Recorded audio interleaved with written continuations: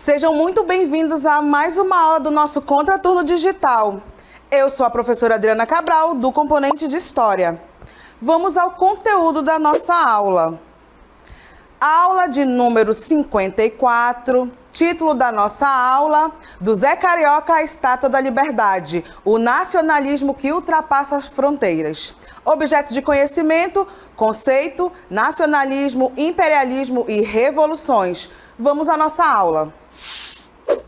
Vamos então entender o que é então esse nacionalismo que ultrapassa as fronteiras. Olha só, a implantação então do nacionalismo, ele surgiu no século XVIII, após a Revolução Francesa, quando Napoleão Bonaparte conquistou metade da Europa em meio às afirmações dos Estados-nações.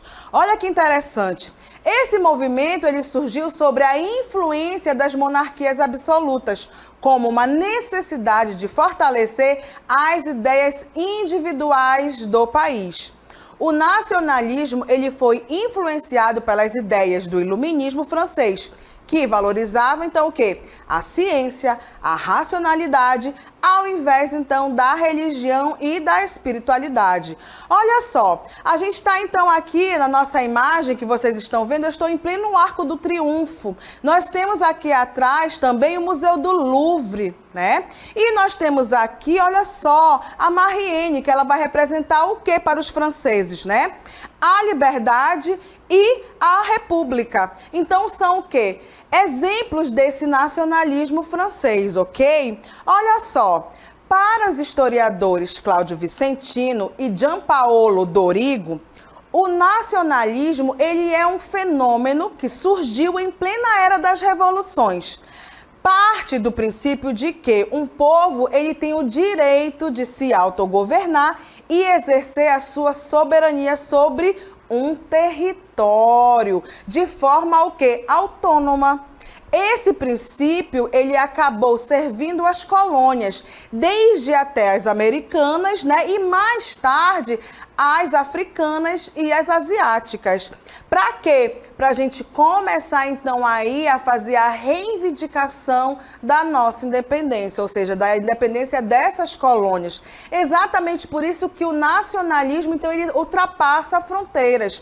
Se ele começa aí, principalmente através de duas grandes potências, que a gente pode ver, então, aí a França e a Inglaterra, nós vamos ver, então, que esse nacionalismo, ele começa, então, a se expandir fora do território, então, para outras localidades, ok? Olha só, dois exemplos de nacionalismo em ação foram o quê? O processo de unificação da Itália e da Alemanha, tá? Até, então, a segunda metade do século XIX, não existiam como os países que hoje conhecemos, mas isso é um assunto para uma outra aula. Vamos ficar, então, nessa questão do nacionalismo ligado à soberania, ao território e à nação, ok? Então, olha só, primeiro a gente vê, então, que já que Napoleão Bonaparte, ele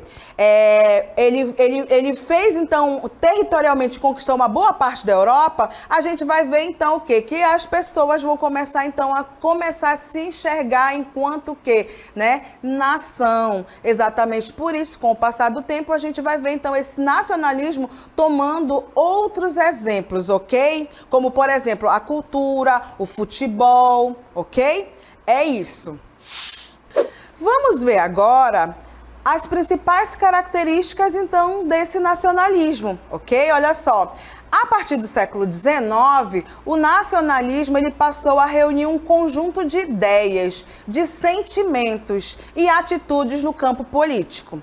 Nesse aspecto, o movimento identificou-se completamente com a soberania do Estado-nação, principalmente através do cidadão comum, que passou a lutar por seu país como um corpo nacional único. Daí, então, começa a surgir o quê? Essa ideia de pertencimento a uma localidade, que a gente vai ver, então, a nação, né? Ou seja, representando aí quase que um país. Olha só, veja que o nacionalismo, ele está bem próximo ao conceito de nação.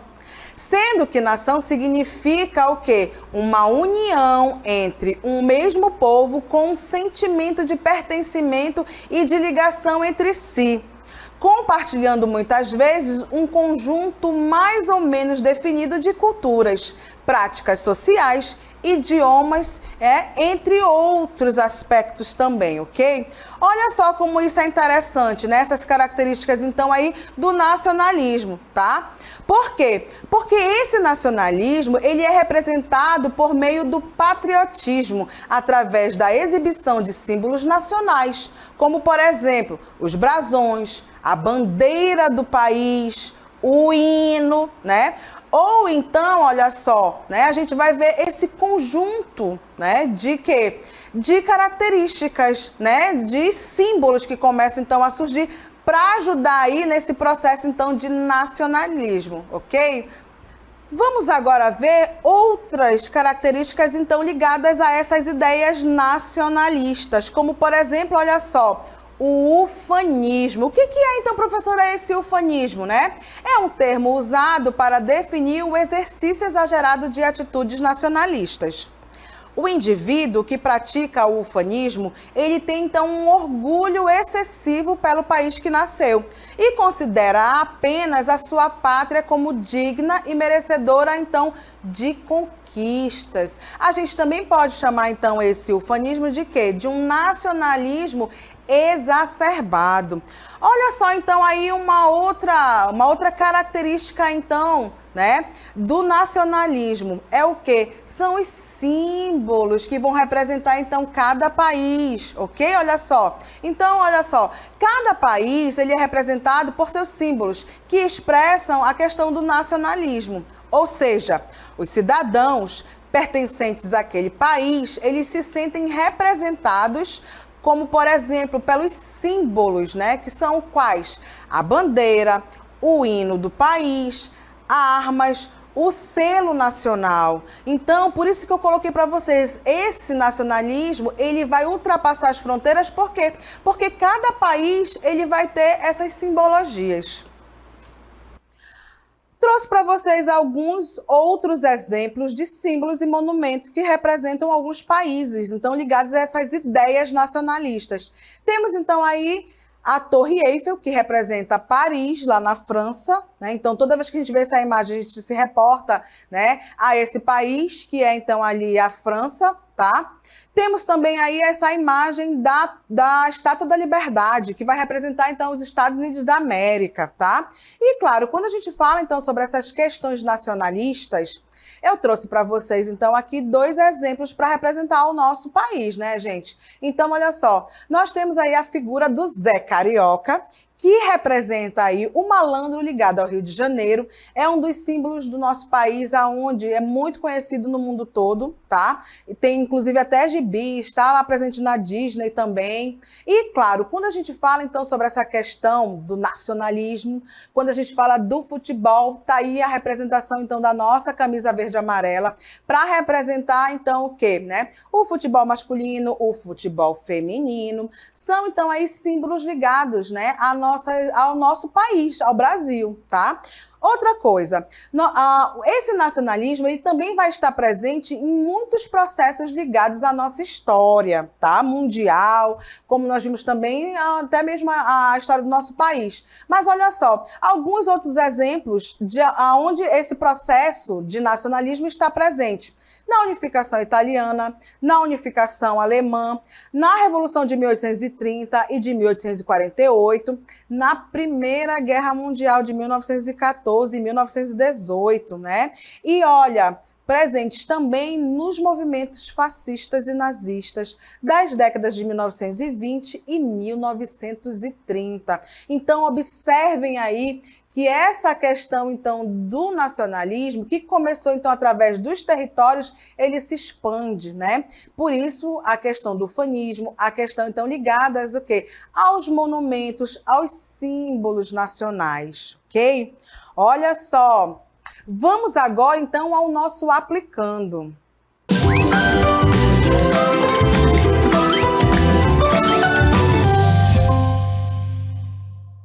E vamos ao nosso aplicando, onde nós vamos ter aí uma questãozinha para a gente começar aí a ver o nosso conhecimento sobre o nosso conteúdo. Olha só o que diz então a questão. FUVEST 2009. Em 3 momentos importantes da história europeia, revoluções de 1830 a 1848, Primeira Guerra Mundial, de 1914 a 1918, e movimento fascista e nazista das décadas de 1920 e 30, nota-se a presença de uma força ideológica comum a todos esses acontecimentos. Vamos lá, olha só. Trata-se do, A, totalitarismo, B, nacionalismo, C, imperialismo e D, conservadorismo. Vimos então aí na nossa aula a questão então do quê? Do nacionalismo que ultrapassa as fronteiras. Vimos então que essa questão do nacionalismo, ela vai estar presente então aí muito ligado o quê? A essa parte então da Primeira Guerra Mundial, A questão então ligada até mesmo ao nazismo e fascismo. Por quê? Porque a gente vai ver, então, aí um nacionalismo exacerbado, um ufanismo, ou seja, a minha pátria ela vai ser mais importante, a minha nação ela vai ser mais importante do que a sua. Então, exatamente por isso que a gente vai ver o quê, Esse nacionalismo aí, muito ligado, então, a essas questões. Sejam elas, então, aí, a Primeira Guerra Mundial, vai também estar presente, teoricamente, na Segunda Guerra Mundial, nessas questões, então, ligadas principalmente ao nazismo e ao fascismo. Vamos ver aí o nosso gabarito comentado. O nacionalismo se fez presente nas revoluções de 1830, de 1848, Primeira Guerra Mundial e movimentos fascistas e nazistas das décadas de 1920 e 1930, tá? Então, olha como essa questão do nacionalismo ela é importante, ok? Vamos, então, agora às nossas considerações finais. E as nossas considerações finais, Vimos, então, olha só, do Zé Carioca, a Estátua da Liberdade, o nacionalismo que ultrapassa as fronteiras. Vimos, então, essa questão do quê? Dos nacionalismos, dos símbolos, do que é, então, esse ufanismo. Vimos, então, que o nacionalismo, ele começou, então, lá com Napoleão Bonaparte na França, que fez domínio de muitas terras. Exatamente por isso, a gente tem, então, o quê? Esse nascimento desse sentimento de pertencimento de um sujeito ou um grupo a uma localidade, tá? Então, olha só, depois nós vimos o quê? Que esse nacionalismo, essa questão de pertencimento, essa questão, então, dessas ideias de nação, elas vão estar muito presentes aonde? Na unificação italiana, na unificação, então, aí, alemã. Vimos também o quê, Que são exemplos de símbolos que representam, então, alguns países, o quê? A Torre Eiffel, que é ligada, então, aí a Paris. A Estátua da Liberdade, então, ligada ao quê? Aos Estados Unidos da América. E aí, na imagem, também nós temos o quê, O Zé Carioca, que representa, então, o quê? O nosso Rio de Janeiro, o nosso Brasil. A gente pode, inclusive, dizer também, da nossa blusa, da seleção, então, aí, de futebol, também representando, então, aí, o nosso país, ok? Então, esse é um exemplo, então, do nacionalismo que ultrapassa as fronteiras que nós vimos, então, no nosso Contraturno Digital. E não se esqueça de se inscrever no nosso canal do YouTube e siga @Contraturno Digital. Espero que tenham gostado. Até a próxima!